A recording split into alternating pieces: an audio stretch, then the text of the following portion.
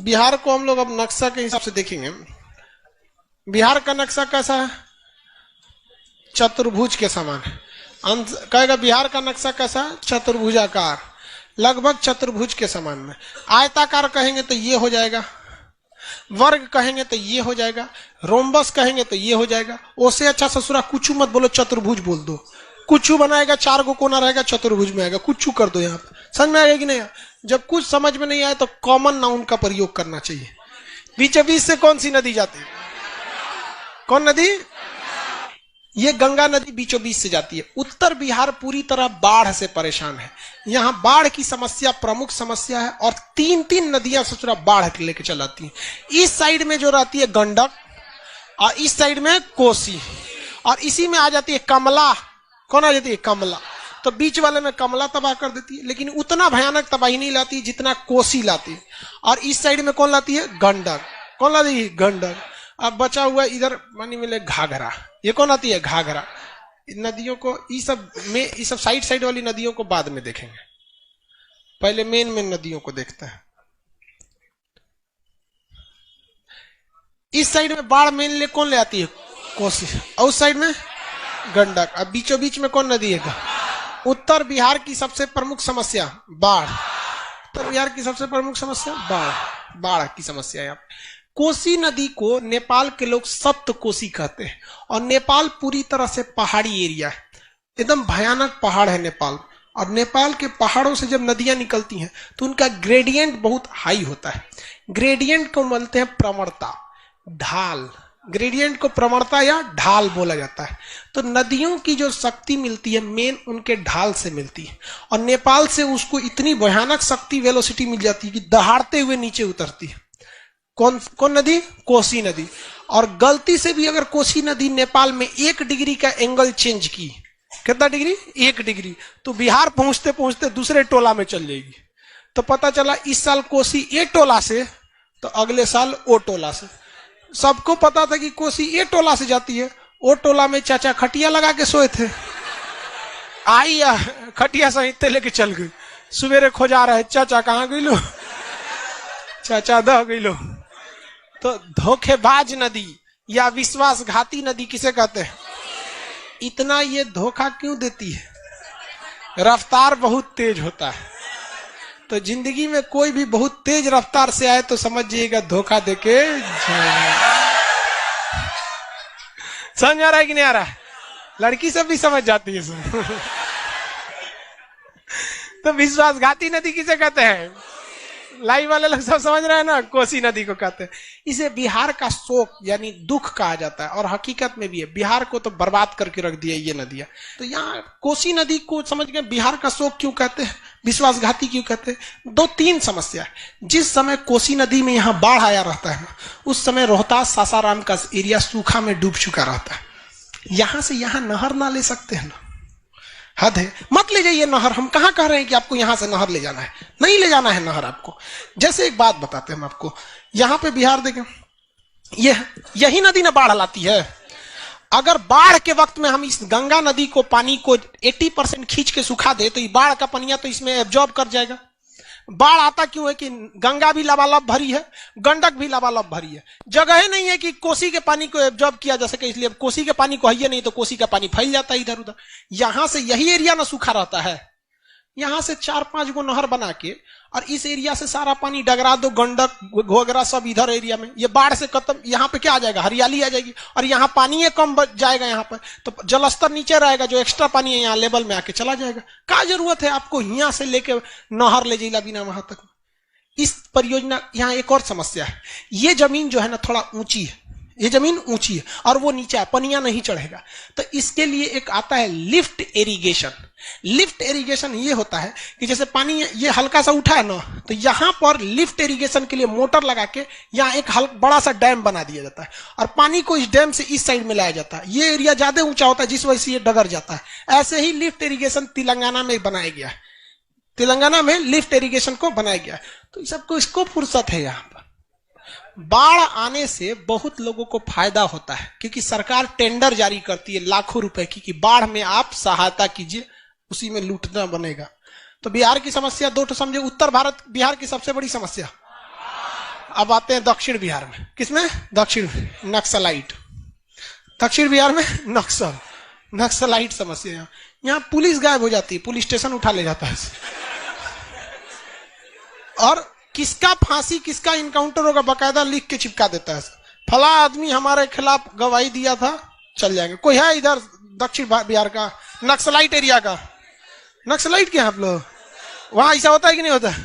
अरे बाप रे बाप, मर्डर बड़ा इजीली कर देता है सब। तो ये समस्या यहाँ नक्सल समस्या यहाँ पर बहुत धीरे धीरे सुधर रहा है, जितना सुधरना चाहिए उतना नहीं सुधर रहा है। ये नदी बता सकते हैं? हाँ, सोन। कौन नदी है ये? पुनपुन। कौन है? पुनपुन। ये फाल्गु। क्यूल। क्यूल नदी तो क्यूल, लखीसराय और क्यूल के बीच में एक तो नदी है क्यूल नदी। कूदिएगा तो हाथ पैर टूट जाएगा। पानी कहाँ रहता है उसमें? बहुत कम पानी रहता है, हेल जाता है, घुटना पर पानी रहता है वहां पर। और दोनों स्टेशन के बीच में गैप भी नहीं है, इधर लखीसराय इधर क्यूल।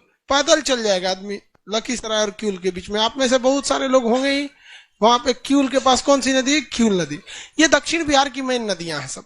ये नदी कर्मनाशा, इसमें जो नहा लेता है उसका कर्म क्या हो जाता है? नाश हो जाता है। हम इसमें भी नहाए हैं और गंगा में भी नहाए हैं। समझ में गया कि नहीं? एक बार फॉर्मेट मार दिए पूरे कर्म को, किसमें जाके? कर्मनाशा। सबको अपने पापों का अंदाजा होता है, यूं ही गंगा में इतनी भीड़ नहीं लगती। तो कर्मनाशा में आदमी नहा लिया। हम लोग पाप करे के फुर्सते नहीं मिला। टाइम चाहिए ना पाप करेगा। सबको अब पाप करना भी, आदमी जानबूझ के तो कई ने भाई आदमी अनजाने में भी कई को पाप कर दिया। तो ये कर्मनाशा नदी है। कर्मनाशा नदी में कहा जाता है कि आपका सारा कर्म क्या हो जाएगा? नाश हो जाएगा। लेकिन आपको लगता है कि ऐसा होगा? कोई महान व्यक्ति को कर्मनाशा में नहाइए, क्या ये नदी उसके पापों को, पुण्य को धो सकती है? नहीं। बहुत ही अधर्मी भी रहेगा तो गंगा में नहाने से उसको क्या स्वर्ग मिल जाएगा? नहीं। लेकिन आस्था है, गंगा पवित्र शिव जी के जटा से है। तो दक्षिण भारत की प्रमुख, बिहार की प्रमुख नदियों में ध्यान रहेगा। बोलिए, ये कर्म नाशा, ये पुनपुन, फाल्गु, क्यूल नदी। कौन नदी? क्यूल। फाल्गु नदी के किनारे किसको ज्ञान की प्राप्ति है? महात्मा बुद्ध। बीपीएससी में क्वेश्चन पूछा था कि दक्षिण भारत से वह नदी जो ठीक पटना के पास आके मिल जाती है, पुनपुन। ठीक पटना के पास मिलती है पुनपुन। फतुहा जगह है पटना में। पटना से बाहर निकलेंगे ना, पटना मेन सिटी जैसे खत्म होगा फतुहा चालू हो जाता है। फतुहा आने वाले 10 साल में फतुहा पटना आपस में मिल जाएगा, इतना ज्यादा करीब में ही है। तो फतुहा के पास कौन नदी आके मिल जाती है? पुनपुन नदी। और क्यूलवर में कौन आके मिलती है? सोन नदी। क्यूलवर में आके मिलती है सोन नदी। सोन नदी दोबारा बनाते हैं। आप लोग को ये नदी बनाना पड़ेगा, इसलिए 4 बार 5 बार बनाएंगे तो आप खुद से देख के बनाइएगा। बिहार को बनाना कैसे? एक तो बीच में से इस टाइप का बना देंगे, बिहार हो गया। यहाँ पे ऊपर वाला थोड़ा सा इसे टेढ़ टाड़ करके लंबा ले जाइए, इसको टेढ़ टाड़ करके इसे छोटा ले जाइए।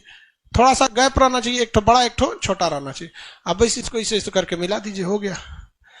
एकदम डर डर के नक्शा नहीं खींचना है। त्रिभुज कहाँ हुआ है? नदी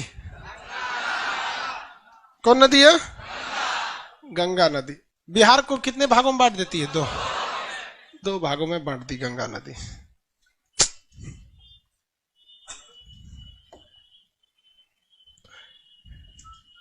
ये साइड से आ रही है कौन नदी? कौन नदी है? कर्मनाशा।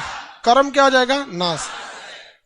ये सोन नदी। यहां डायरेक्शन दे देते हैं सोन नदी का। उसके जस्ट यहां पे कौन सा जगह है? पटना। और कौन नदी आके रही है? कौन नदी? पुनपुन। कौन सी नदी है? पुनपुन। पटना के पास ऊपर से एक और नदी आती है, ये देखिए, गंडक। गंडक जो है ना कहाँ मिलेगी? पुनपुन, पटना और ये पुनपुन और सोन के बीच में कौन मिल जाएगी? गंडक। गंडक तो पटना के जस्ट पास जगह है हाजीपुर। हाजीपुर में कौन? हाजीपुर के पास सोनपुर है। पटना के पास कौन जगह है? सोनपुर। तो सोनपुर में कौन नदी आके मिल जाती है? गंडक नदी। कौन नदी? गंडक। अब पटना के जस्ट पास है फतुहा। फतुहा में कौन नदी? पुनपुन। पटना जिला में इस साइड में आपका कोइलवर। कोइलवर में कौन मिलेगी? सोन। सोन। अब यहां ऊपर में देखेंगे एक और नदी आती है अयोध्या से, सरयू नदी। छपरा के पास आके मिल जाती है किसमें, गंगा में। पटना के पास इतना ना पानी की मात्रा बढ़ जाती है, इस एरिया में इतनी पानी की मात्रा बढ़ जाती है कि ये ही जाके चढ़ाई कर देते हैं कहां पर, इस डायरेक्शन में, और यही नदियां मिल के गंगा को पूरी तरह भर देते हैं, और यहां से बाकी क्या काम कर देती है सब, कोसी वगैरह पूरी तरह से। इधर तो छोटी मोटी नदी है सब, ये सब क्यूल वगैरह, ये तो फल्गु है, फल्गु, ये क्यूल, ये फल्गु। ये उत्तर भारत की नदी देख, दक्षिण बिहार की नदी मुख्य रूप से, उत्तर बिहार की भी कुछ देख लेते हैं नदी। खतरे का संकेत से बना देते हैं कोसी नदी। ये कौन सी नदी है, कोसी। नेपाल में इसे क्या कहते हैं, सप्त कोसी, नेपाल में सप्त। इसमें एक और आके मिलती है कमला, एक तो बागमती, कमला और बागमती। कमला बागमती किसके पानी को बढ़ा देते हैं, कोसी के पानी को बढ़ा। इस साइड से एक और आके मिल जाती है महानंदा। कौन नदी, महानंदा। कौन सी नदी, महानंदा। किसी को कोई दिक्कत, महानंदा नदी। क्वेश्चन एक बार पूछा था कि गंगा में मिलने वाली बाएं किनारे से, तो गंगा का मुंह तो इधर है, तो बायां छोर कौन सा होगा, ऊपर या नीचे वाला, ऊपर वाला। तो बाएं छोर से, गंगा में मिलने वाली बाएं छोर से अंतिम नदी कौन सी है, महानंदा। अंतिम छोर से मिलने वाली महानंदा नदी। किसी को कोई दिक्कत नहीं है महानंदा नदी में। ये दार्जिलिंग के पास से आती है महानंदा नदी। नाम लिख दे, आप बताइए। ये नदी केवर करमनास, ये गंगा, ये पुनपुन नदी, फल्गु, क्यूल, ये सरयू या गंडक। अयोध्या में इसे क्या कहा जाता है, सरयू। और इसके बाद आ जाती है तो इसे क्या कहते हैं, गंडक।